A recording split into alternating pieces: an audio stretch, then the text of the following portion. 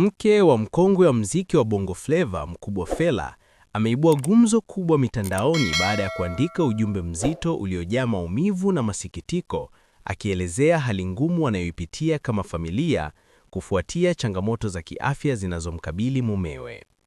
Kupitia ukurasa wake wa Instagram, mke huyo aliandika ujumbe unaoonyesha wazi uchungu wa moyo wake, akieleza kuwa katika kipindi chote cha mateso hayo, watu wengi waliowahi kusaidiwa na Mkubwa Fella hawakuonekana, huku wachache wakibaki kuwaunga mkono kwa dua na maneno ya faraja.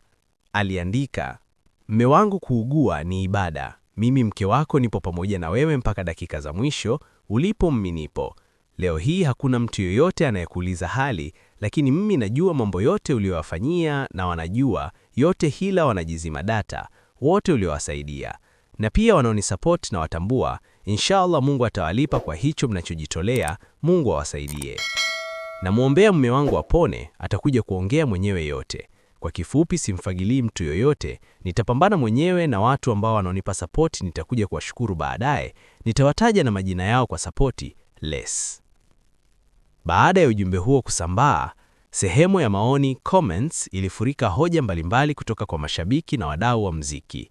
Wengi waliuliza kwa mshangao hali ya msaada kutoka kwa watu wa karibu wa Mkubwa Fella, hususan wasanii waliokulia na kunufaika kupitia lebo ya WCB Wasafi. Maswali mengi yalilenga majina makubwa kama Diamond Platnumz, Nasibu Abdul, Mbosso, Aslay na wengine waliowahi kufanya kazi kwa karibu na Mkubwa Fella, huku baadhi ya watu wakitaka kufahamu kama kweli walikuwa wakimsaidia katika kipindi hiki kigumu.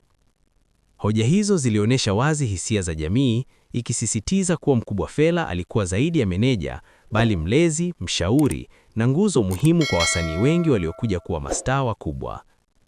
Kupitia interview yake ya awali, mke wa Mkubwa Fella alisema wazi kuwa Diamond Platnumz alimsaidia mwaka jana, ikiwemo kumpeleka Mkubwa Fella nchini India kwa matibabu, jambo lililothibitisha kuwa msaada uliwahi kutolewa. Hata hivyo, kwa mujibu wa maelezo ya hivi karibuni, mke wa Mkubwa Fella alidai kuwa kwa sasa hali ni tofauti. Alieleza kuwa amekuwa akijaribu kuwasiliana na Diamond bila mafanikio.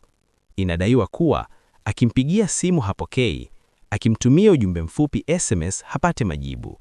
Hata Mkubwa Fella mwenyewe anapompigia simu hapokei pia. Aliongeza kwa kusema kwa sasa, kati ya watu aliowalea wanaompa sapoti ni Mbosso, kwani huwa anashiriki kwa kila kitu katika matibabu yake. Hali hiyo imezidisha mjadala mkubwa mitandaoni, huku baadhi ya watu wakiona ni jambo la kusikitisha na wengine wakitaka kusikia upande wa pili wa Wasafi. Hii ni Bongo One TV. Tuachie maoni yako juu ya taarifa hizi za kukosa msaada Mkubwa Fella, tuandikie sehemu ya comment.